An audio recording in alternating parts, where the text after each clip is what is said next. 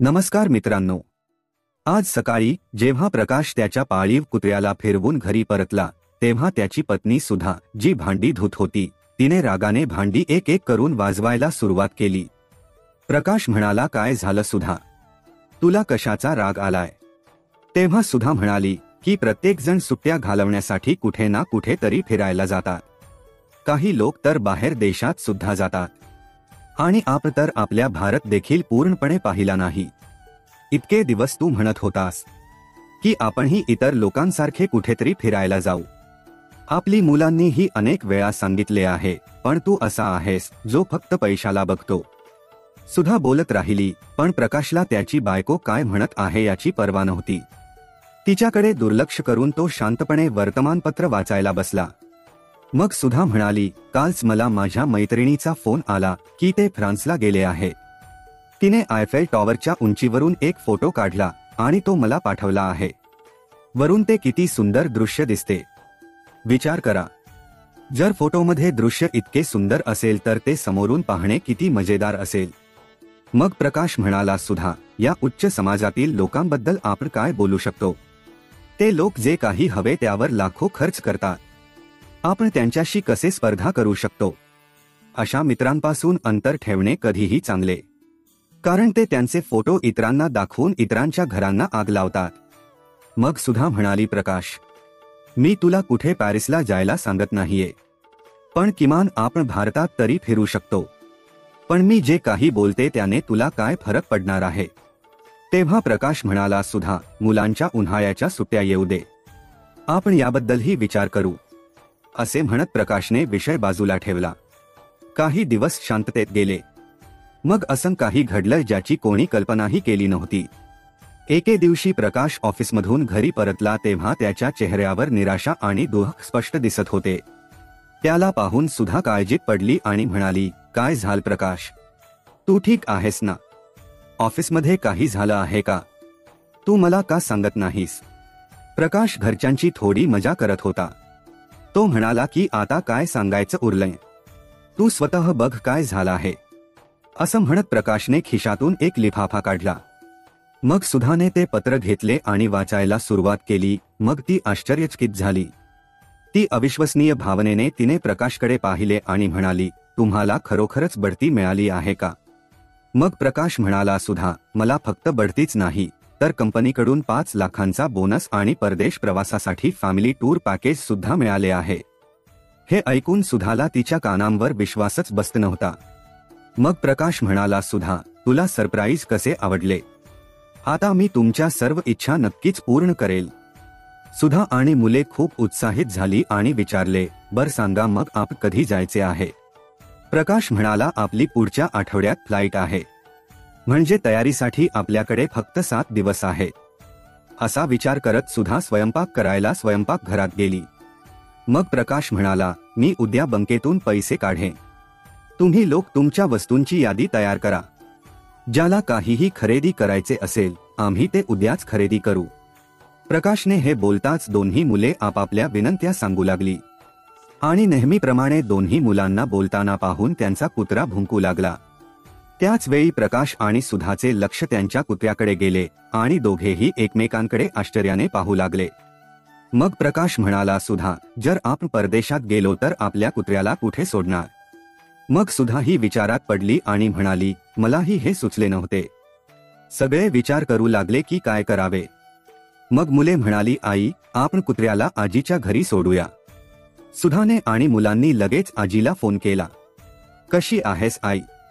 तर पलीकडून तिच्या आईचा आवाज आला, मी ठीक आहे बेटा, तुम्ही कसे आहात सगळे? सुधा म्हणाली, हो आई, आम्ही सगळे ठीक आहोत. खरं तर आम्ही परदेशात जाणार होतो, पण टायगरला कुठे सोडायचं हे आम्हाला सुचत नव्हते. जर तू त्याला काही दिवसांसाठी तुझ्याकडे ठेवलं असतंस तर. सुधाचे बोलणे ऐकून तिची आई म्हणाली, सुधा, तुझी वहिनी देखील काही दिवसांसाठी तिच्या माहेरी गेली आहे आणि माझेही गुडघे दुखतात म्हणून मी तुझे हे काम करू शकणार नाही. मग काही विचार करून तिची आई म्हणाली, सुधा, मला हे माहीत आहे की जेव्हा जेव्हा आमचे शेजारी परदेशात जातात तेव्हा ते त्यांचे कुत्रे डॉग केअर सेंटरमध्ये सोडतात. तुम्ही लोक तिथे चौकशी करा. सुधा म्हणाली, ठीक आहे आई, काही हरकत नाही. असे म्हणत सुधाने दुःखी मनाने फोन ठेवला. दुसऱ्या दिवशी प्रकाश जवळच्या डॉग केअर सेंटरमध्ये गेला आणि चौकशी केली, पण निराश होऊन घरी परतला. सुधा म्हणाली, प्रकाश, तू टायगरला कुठेतरी सोडण्याची काही व्यवस्था केली आहेस की नाही? तेव्हा प्रकाश म्हणाला, नाही सुधा, डॉग केअर सेंटरमध्ये दररोज किमान 2000 रुपये खर्च होतील. शिवाय जर आपण इतके दिवस बाहेर गेलो तर आपल्याला घराच्या सुरक्षेसाठी एका रक्षकाची आवश्यकता असेल. तो दररोज किमान 1000 रुपये घेईल आणि एका महिन्यासाठी त्यासाठी खूप खर्च येईल. हे ऐकून सुधा आणि दोन्ही मुलेही काळजीत पडली. मग प्रकाश म्हणाला, जर काही व्यवस्था केली नाही तर आपल्याला परदेशात जाण्याचा प्लॅन रद्द करावा लागेल. हे ऐकून त्यांचा मुलगा म्हणाला, मला माहित होते बाबा हेच करणार आहे. मी तुमच्याशी कधीच बोलणार नाही. असे म्हणत तो रागाने त्याच्या खोलीत गेला. मग सुधा म्हणाली की आप तुमच्या आईला गावातून का बोलावत नाही? मग प्रकाश म्हणाला, आई इथे येऊन एकटी कशी राहू शकते? मग सुधा म्हणाली, प्रकाश, एकदा विचार कर. जर तुमची आई इथे आली तर घराच्या सुरक्षेसाठी आपल्याला रक्षकाची आवश्यकता नाही आणि आपला कुत्रा टायगरच्या काळजीसाठीही आपल्याला अतिरिक्त खर्च करावा लागणार नाही आणि आपल्या बागेची सुद्धा काळजी घेतील. सुधाचे बोलणे ऐकून प्रकाश म्हणाला, ठीक आहे, पण सुधा, तुला तर माझी आई अजिबात आवडत नाही, म्हणूनच मी आजपर्यंत तिला इथे कधीच बोलावले नाही. आपण इथे ऐशोआरामाचे जीवन जगतो आणि माझी आई गावात एकटी राहते आणि आज जेव्हा आपल्याला तिची गरज आहे तेव्हा आपण तिला इथे बोलावतो, हे चांगले नाहीये ना? सुधा म्हणाली, मला ते सर्व माहित नाही. तू फक्त तुझ्या आईला फोन कर, बाकी मी सगळं सांभाळेल. असं म्हणत सुधाने प्रकाशला फोन दिला. प्रकाशने आईला फोन केला आणि विचारले, आई, तू कशी आहेस? आई म्हणाली, मी खूप चांगली आहे बेटा, मी फक्त तुम्हा सर्वांची आठवण करत होते. मग प्रकाश म्हणाला, ठीक आहे आई, जर तू आमची आठवण करत होतीस तर तू काही दिवस इथे यायला हवं होतंस. मग जानकीजी म्हणाली, अरे नाही नाही बेटा, तू फक्त सुधा आणि मुलांसोबत एखाद्या दिवशी मला भेटायला या, मी तिथे येणे शक्य नाही. मग प्रकाशच्या हातातून फोन घेत सुधा म्हणाली, आई, जर तुम्हाला आमची आठवण येत असेल तर तुम्ही आमच्याकडे या, तुमच्या नातवंडांनाही तुमच्या प्रेमाची गरज आहे. काल तुमची नातवंडेही तुमची खूप आठवण काढत होती. मुलांनाही असे वाटते की उन्हाळ्यात त्यांच्या आजीसोबत सुट्टी घालवायची. म्हणूनच मी म्हणते की आजच इकडे येण्याची तयारी करा आणि इथे या. इतक्या वर्षांनी सुनेने तिच्याशी इतक्या प्रेमाने आणि प्रामाणिकपणे बोलून खूप प्रेमाने तिच्या घरी बोलावले, हे पाहून जानकीजी खूप आनंदी झाल्या. ती स्वतःला रोखू शकली नाही आणि ती मुलाच्या आणि सुनेच्या घरी जाण्यासाठी खूप आनंदाने तयारी करू लागली. सुमारे 2 वर्षांपूर्वी जानकीजींच्या पतीचे निधन झाले होते. ते जिवंत असताना संपूर्ण गावात त्यांचा खूप आदर केला जायचा. जानकीजी साध्या स्वभावाच्या असल्या तरी त्यांचा नवरा गेल्यानंतर जानकीजी गावातल्या तिच्या घरात एकट्या राहत होत्या. पण गावातील सर्व लोक तिची पूर्ण काळजी घेत होते. जेव्हा जेव्हा गावात कोणी दुःखात असायचे तेव्हा जानकीजी नेहमीच त्यांना मदत करायला तयार असायची आणि म्हणूनच गावातील प्रत्येक व्यक्तीला तिच्याबद्दल प्रेम आणि आदर होता. तिच्या पतीचे पेन्शन येत असे, जे त्यांचा संपूर्ण महिन्याचा खर्च भागवण्यासाठी पुरेसे होते. जानकीजीने तिच्या सुनेकडे घेऊन जाण्यासाठी बरेच काही पदार्थ बनवले. दुसऱ्या दिवशी गावातील लोकांना तिच्या घराची जबाबदारी सोपवल्यानंतर जानकीजी ट्रेनमध्ये चढल्या आणि तिच्या मुलाच्या शहरात पोहोचल्या. जेव्हा ती स्टेशनवर पोहोचली तेव्हा तिने पाहिले की तिचा मुलगा, सून आणि नातवंडे तिची आतुरतेने वाट पाहत आहे. तिच्या मुलांचे प्रेम आणि आपुलकी पाहून जानकीजी खूप आनंदी झाली. सर्वजण गाडीने घरी पोहोचले. समोर एका अनोळखी व्यक्तीला पाहून कुत्रा टायगर त्यांच्यावर भुंकू लागला. पण जानकीजींनी प्रेमाने त्याच्या डोक्यावर प्रेमाने हात फिरवला आणि तो पूर्णपणे शांत झाला. हे पाहून सुधा इतकी आनंदी झाली की जणू तिला खजिना सापडला आहे. शेवटी त्यांच्या जाण्यानंतर जानकीजींनाच कुत्र्याची काळजी घ्यावी लागली. गावात साधे आणि सामान्य जीवन जगणाऱ्या जानकीजी तिच्या मुलाच्या आणि सुनेच्या घरात सर्व प्रकारच्या सुखसोयी पाहून आश्चर्यचकित झाल्या. तिची सून सुधा आणि प्रकाश आणि मुले देखील तिची चांगली काळजी घेत होते. 3-4 दिवस असेच गेले. मग एके दिवशी सुधा जानकीजींना घरातील सर्व कामे समजावून सांगू लागली. कुत्र्याला काय खायला आवडते, त्याचे जेवण कुठे आहे, घरातील राशन कुठे आहे, इत्यादी. मग ती म्हणाली, आणि सकाळी आणि संध्याकाळी कुत्र्याला उद्यानात फिरायला घेऊन जा. यामुळे तुमचे आरोग्यही चांगले राहील आणि कुत्रा घरात घाणही पसरवणार नाही. तिचे ऐकून जानकीजी सर्व काम समजून तर घेऊ लागल्या, पण त्या सुधाकडे प्रश्नार्थक नजरेने पाहू लागल्या. मग थोड्या वेळाने जानकीजी म्हणाली, सुधा, तू मला हे सगळं सांगितलंस बरं झालं. आता बघ, मी जेवण बनवून तुम्हा सर्वांना खायला घाले. मग तिने पाहिले की तिथे काही ब्रीफकेस आणि बॅग ठेवल्या होत्या. हे पाहून जानकीजीने आश्चर्याने विचारले, या सर्व बॅग इथे का ठेवल्या आहेत, तुम्ही कुठेतरी जात आहात का? मग सुधा घाईघाईने म्हणाली, आई, तुमच्या मुलाला ऑफिसच्या कामासाठी परदेशात जायचे आहे. म्हणून मुलांनीही आग्रह धरला की त्यांनाही परदेशात जायचे आहे. म्हणून आम्हीही त्यांच्यासोबत जात आहोत. म्हणून तुम्ही काही दिवस घर सांभाळा. पण हे ऐकून जानकीजी आणखी आश्चर्यचकित झाल्या. मग प्रकाश म्हणाला, काय झालं आई, अचानक कार्यक्रम ठरला आहे. आम्हाला उद्या सकाळी निघायचे आहे, म्हणून तू सर्व काही सांभाळून घे. आम्ही 10 ते 12 दिवसांत परत येऊ. असे म्हणत सर्वजण आपापल्या गोष्टींची तयारी करू लागले. आणि दुसऱ्या दिवशी सकाळी जानकीजींना कुत्रा टायगर सोबत सोडून ते सर्व विमानतळावर निघून गेले. जानकीजींना हे आवडले नाही, पण काही दिवसांचीच गोष्ट आहे असे समजून तिने स्वतःला पटवून दिले. सकाळी आंघोळ केल्यानंतर तिने कुत्र्यालाही खूप प्रेमाने आंघोळ घातली. सुधाच्या सूचनेनुसार तिने टायगरचे जेवण त्याच्या भांड्यात ठेवले आणि नंतर तिच्या जेवणाच्या प्लेटसह तिथेच बसली. पण टायगर जेवायला तयार नव्हता. कदाचित सर्वजण निघून गेल्यामुळे तो दुःखी असेल, म्हणून जानकीजींनी त्याला प्रेमाने मिठी मारली आणि तिच्या प्लेटमधून रोटीचा तुकडा त्याच्या तोंडात घातला. म्हणून टायगर त्याचे दुःख विसरून त्यांच्यासोबत आनंदाने जेवू लागला. आता प्रत्येक वेळी जानकीजी त्याला तिच्या प्लेटमधून खायला देत होत्या आणि तो त्यांच्यासोबत बसून खूप आनंदाने जेवत असे. हळूहळू दोघेही चांगले मित्र बनले. दररोज सकाळी आणि संध्याकाळी ती टायगरला पार्कमध्ये फिरायला घेऊन जायची आणि तिथे तिची शेजाऱ्यांशी ओळख होऊ लागली. शेजारची सर्व मुले तिला आजी म्हणत असत आणि तिला ते खूप आवडायचे. सर्व मुलांनी आजी सोबत दिवस छान घालवला. या सर्व गोष्टींमध्ये दिवस कधी निघून गेला हे तिला कळलेच नाही. एका रात्री जेव्हा ती झोपायला गेली तेव्हा तिला एका मुलाच्या रडण्याचा आवाज ऐकू आला. बराच उशीर झाला होता, पण मूल रडतच होते. जेव्हा ती बाहेर आली तेव्हा तिने पाहिले की मुलाचे पालक त्याला शांत करण्याचा प्रयत्न करत होते, पण मूल अजिबात शांत होत नव्हते. दोघेही खूप काळजीत पडले. आजी म्हणाली, हा मुलगा का रडत आहे? ते दोघे म्हणाले, काय झाले आहे ते माहित नाही, तो फक्त रडत आहे. जानकीजी लगेच त्याला आत घेऊन आल्या आणि त्याच्या नाभीवर आणि पोटावर हिंद लावायला सुरुवात केली. थोड्याच वेळात मूल पूर्णपणे शांत झाले आणि जानकीजी त्याच्याशी बोलू लागल्यावर तो हसायला लागला.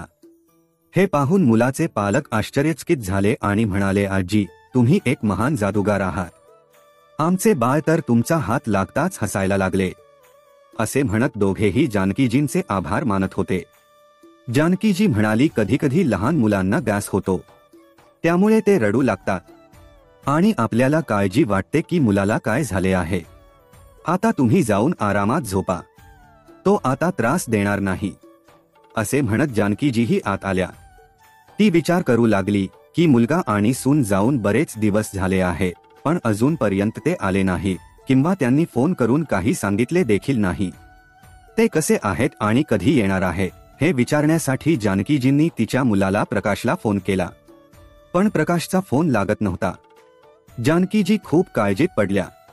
एके दिवशी सकाळी जानकीजी टायगरला पार्कमध्ये घेऊन गेल्या तेव्हा सुधाची मैत्रीण मंजूही तिथे पार्कमध्ये होती.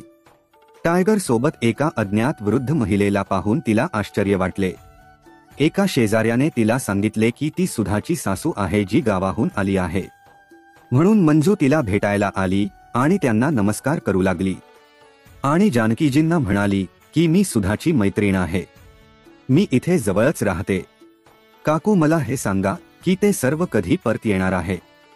जानकीजी म्हणाली की प्रकाशने मला सांगितले होते की तो 10 दिवसांत परत येईल, पण आता जवळजवळ 2 आठवडे झाले आहेत. तेव्हा मंजू म्हणाली, नाही काकू, सुधाने मला सांगितले होते की त्यांना किमान 1 महिना तरी लागेल. तर जानकीजी आश्चर्याने म्हणाली, 1 महिना?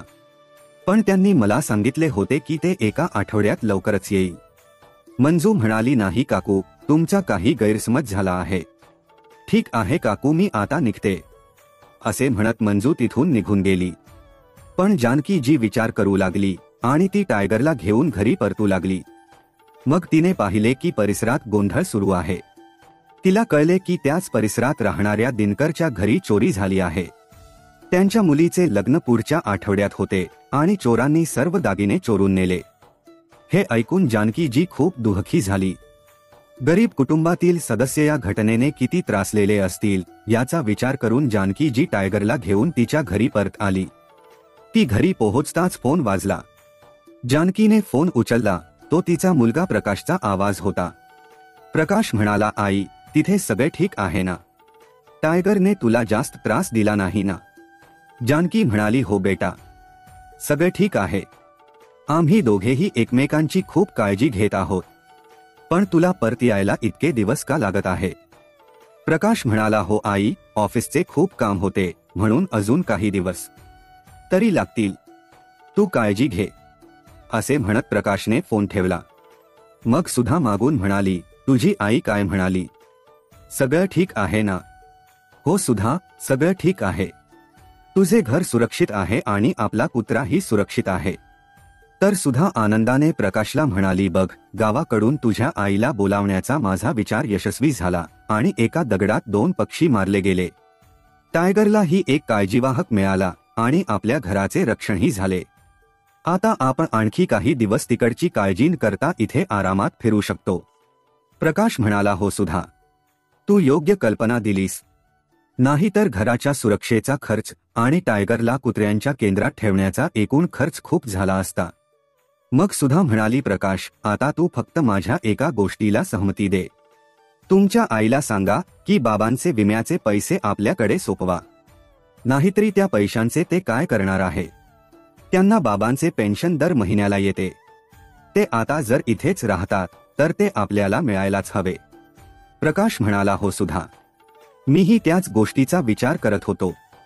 सुधाने विचारले, पण प्रकाश, तुझी आई पैसे द्यायला तयार होईल का? मग प्रकाश म्हणाला, आई पैसे का देणार नाही? आणि आपण तिला माझ्या प्रमोशनबद्दलही सांगितले नाही. तिला फक्त एवढेच माहिती आहे की आम्ही ऑफिसच्या कामासाठी परदेशात आलो आहोत, पर्यटनासाठी नाही. मित्रांनो, इथे प्रकाशला वाटले की त्याने फोन डिस्कनेक्ट केला आहे. पण फोन तर अजूनही चालूच होता आणि जानकीजी, प्रकाश आणि सुधामधील सर्व संभाषणे ऐकत होत्या. तिच्या मुलाचे आणि सुनेचे विचार जाणून तिच्या पायाखालची जमीनच सरकली. तिला विश्वासच बसत नव्हता की तिची स्वतःची मुले फक्त त्यांच्या स्वार्थासाठी इतकी खालच्या पातळीवर जाऊ शकतात. मग ती स्वतःशीच एकटीच बोलत होती, या कलियुगात लोभ आणि स्वार्थाने आईच्या प्रेमावर मात करायला सुरुवात केली आहे. पण माझा प्रकाश कधीच असा नव्हता. विचार करून करून तिच्या डोळ्यातून अश्रू वाहू लागले. बराच वेळ ती शांतपणे बसून अश्रू ढाळत राहिली. तिला भूक लागली नाही, तहान लागली नाही. प्रकाशच्या बालपणापासून आजपर्यंतच्या सर्व आठवणी तिच्या मनात घुमत होत्या. मग अचानक तिचे लक्ष कुत्र्याकडे गेले. भुकेमुळे ते शेपूट हलवत होते. त्यांच्या भोवती फिरणारा टायगरने जानकीजीने तिचे अश्रू पुसले आणि जानकीजीने टायगरसाठी अन्न आणले. पण टायगर नेहमीच जानकीजी जेवल्यानंतरच त्याचे जेवण खात असे. म्हणून जानकीजींना जेवण नको असतानाही त्यांना 2 घास जेवावे लागले. संध्याकाळी जानकीजी बाहेर आल्या तेव्हा तिला कळले की शेजारी राहणाऱ्या ज्या दिनकरच्या घरात चोरी झाली होती त्याने आत्महत्या करण्याचा प्रयत्न केला होता. हे ऐकून जानकीजींना धक्का बसला. दुसऱ्या दिवशी दिनकर रुग्णालयातून घरी परतला तेव्हा जानकीजी त्याला भेटायला गेल्या आणि त्यांना समजावून सांगू लागल्या, बघा भाऊ, आयुष्यात असे चढउतार येतात. पण याचा अर्थ असा नाही की एखाद्याने आपले जीवन संपवण्याचा विचार करावा. तेव्हा दिनकरजी म्हणाले, नाही ताई, तुम्हाला माहित नाही मी किती वेदना सहन करत आहे. मी दिवसभर बाहेर कष्ट करतो आणि घरी काही पैसे आणतो. मोठ्या कष्टाने मी माझ्या मुलीच्या लग्नासाठी काही पैसे गोळा केले आणि दागिने बनवले. पण देवाला आमचा हा आनंदही बघवला नाही. आता माझ्या मुलीचे लग्न कसे होईल? मला समजत नाही काय करावे. हे बोलून दिनकर जोरजोरात रडू लागला. दिनकरची अवस्था पाहून जानकीजी भावुक झाली आणि म्हणाली, तुम्ही काळजी करू नका, देवावर विश्वास ठेवा, सर्व काही ठीक होईल. एका मुलीच्या वडिलांची असहायता पाहून जानकीजींना प्रतिकार करता आला नाही आणि त्यांनी दुसऱ्याच दिवशी जानकीजींनी गावी फोन केला आणि शेजाऱ्यांना काही पैसे पाठवण्यास सांगितले आणि असेही सांगितले की ती गावात आल्यानंतर ते परत करेल. जानकीजींच्या शब्दांना कोण नकार देऊ शकेल. दुसऱ्याच दिवशी जानकीजींना पैसे पाठविण्यात आले. जानकीजी पैसे घेऊन दिनकरच्या घरी गेली आणि सर्व पैसे त्याला दिले. हे पाहून दिनकर म्हणाला, ताई हे काय आहे. त्याने ते पाकिट उघडले आणि पैसे पाहून आश्चर्यचकित झाले आणि म्हणाले, इतके पैसे. मग जानकीजी म्हणाली, आता तरी तुमच्या मुलीचे लग्न होईल ना. मग दिनकर म्हणाला, नाही ताई, मी हे पैसे घेऊ शकत नाही. जानकीजी म्हणाली, दिनकर भाऊ, ती फक्त तुमची मुलगी नाही तर ती मला देखील मुलीसारखीच आहे. जर तुम्ही हे पैसे घेण्यास नकार दिला तर मला ते आवडणार नाही. मला तुमची मोठी बहीण समजा. मग दिनकर डोळ्यात अश्रू आणत म्हणाला, तुमच्या या उपकाराची परतफेड मी कशी करू. तेव्हा जानकीजी म्हणाल्या की एक माणूस म्हणून इतरांना मदत करणे आपले कर्तव्य आहे, यात कोणताही उपकार नाही. परिसरातील सर्व लोकांनी जानकीजींच्या या निर्णयाचे कौतुक केले. त्यांचे हे धाडस पाहून इतर शेजारीही दिनकरला मदत करण्यासाठी पुढे आले आणि अशा प्रकारे दिनकरच्या मुलीचे लग्न खूप चांगल्या प्रकारे पार पडले. जानकीजी नुकत्याच घरी आल्या होत्या तेवढ्यात त्यांच्या सून सुधा यांनी फोन केला आणि म्हणाली, आई, आम्ही उद्या दुपारी घरी पोहोचू आणि आमच्यासाठी जेवण तयार करून ठेवा आणि हो, घर पूर्णपणे स्वच्छ ठेवा. जानकीजी म्हणाल्या, ठीक आहे सुधा, आणि फोन ठेवला. दुसऱ्या दिवशी सकाळी जानकीजी थोड्या लवकर उठल्या. आज तिच्या पतीची पुण्यतिथी होती म्हणून तिने आंघोळ केली आणि सकाळी लवकर मंदिरात जाण्यासाठी तयार झाली. ती देवाला नैवेद्य अर्पण करण्यासाठी आणि गरिबांना वाटण्यासाठी देखील तिने काही अन्नही बनवले. टायगरला घरी ठेवून जानकीजी गरिबांना जेवण देण्यासाठी मंदिरात गेली. मंदिरात गेल्यानंतर तिने देवाला नैवेद्य अर्पण केला आणि तिच्या पतीच्या आत्म्याच्या शांतीसाठी प्रार्थना केली. मंदिरातून बाहेर पडताच तिने सर्व गरिबांना अन्न वाटायला सुरुवात केली. तेव्हा तिची नजर तिथे बसलेल्या एका वृद्ध महिलेवर पडली. जानकीजी अन्न देण्यासाठी त्या वृद्ध महिलेकडे जाऊ लागताच तिने तिच्या साडीच्या पदराने आपला चेहरा लपवला. ती बाई जानकीजीला परिचित वाटत होती. जानकीजींनी प्रसाद देऊ लागताच तिची नजर त्या महिलेच्या हातावर पडली, ज्यावर विमला देवी असे लिहिले होते. हे पाहून जानकीजींचे हृदय धडधडत होते. विमला, तू माझी मैत्रीण आहेस का विमला, असे म्हणत तिने तिचा पदर बाजूला काढला. विमलाजी अश्रूंनी भरलेल्या डोळ्यांनी तिच्या डोळ्यात पाहू शकली नाही. जानकी म्हणाली, हे सगळं कसं झालं विमला. तू तुझ्या मुलांसोबत खूप आनंदी होतीस. तू गाव सोडून त्यांच्यासोबत शहरात येऊन खूप आरामात राहत होतीस. मग विमलाजी रडत रडत म्हणाली, मी तुला काय सांगू जानकी. दोन्ही मुलांना मोठ्या शहरात चांगल्या नोकऱ्या मिळाल्या होत्या म्हणून आम्ही स्वतःला धन्य समजू लागलो. त्यानंतर दोन्ही मुलगे आणि सुनाही त्यांच्यासोबत इथे आल्या. आम्हीही त्यांच्यासोबत आनंदी जीवन जगत होतो. 3 महिने आम्ही मोठ्या मुलाच्या घरी आणि 3 महिने लहान मुलाच्या घरी राहत होतो. काही महिन्यांपूर्वी माझा नवरा वारला म्हणून मुलांनी गावातील घर विकण्याचा आग्रह धरला. सर्व गावकऱ्यांनी मला खूप थांबवले होते की तू जिवंत असताना ही चूक करू नकोस, पण मी त्यांचे ऐकले नाही. मला वाटल की मला माझे म्हातारपण मुलांसोबत घालवायचे आहे तर मुलांच ऐकण्यात काय हरकत आहे. पण त्याचा वाटा घेतल्यानंतर मोठा मुलगा, त्याची पत्नी आणि मुलांसह परदेशात गेला. त्यामुळे धाकट्या मुलाने आणि सुनेनंही माझी जबाबदारी घ्यायला नकार दिला. माझ्या एका चुकीच्या निर्णयाचा परिणाम असा झाला की या वयात मला घरोघरी भटकंती करावी लागत आहे. 2 मुलगे असूनही मला स्वतःच अस कोणी नाही. मी आता वृद्धाश्रमात जाण्याचा विचार करत आहे. हे बोलून विमलाजी खूप रडू लागल्या. जानकीजींनी तिचे अश्रू पुसले आणि म्हणाल्या, वृद्धाश्रम कशाला, तू माझ्यासोबत ये. जानकीजी तिच्या मैत्रिणीला घरी घेऊन आल्या. असे म्हणून जानकी विमलाला घरी घेऊन आली. जानकी विमलासाठी नाश्ता बनवण्यासाठी स्वयंपाकघरात गेली. दोन्ही मैत्रिणी बोलत बोलत नाश्ता करत होत्या. त्याच वेळी दाराची बेल वाजली. जानकीजींनी दार उघडले तेव्हा सुधा आणि प्रकाश समोर उभे होते. पण घरात एक अनोळखी व्यक्ती पाहून सुधा प्रश्नार्थक नजरेने जानकीजींकडे पाहू लागली. मग जानकीजी म्हणाल्या, सुधा, ती माझी मैत्रीण आहे. ती बिचारी खूप अस्वस्थ दुःखी झाली आहे, म्हणूनच मी तिला माझ्यासोबत घेऊन आले. जानकीजी तिचे वाक्य पूर्ण करू शकण्यापूर्वीच सुधा ओरडली, हो हो, आम्ही इथे धर्मशाळा उघडली आहे, ज्यामुळे घरात कोणीही येऊ शकेल. आणि ही तुमची समाजसेवा किती दिवसांपासून चालू आहे? जानकीजी आश्चर्याने म्हणाल्या, सुधा, तू हे काय म्हणतेस?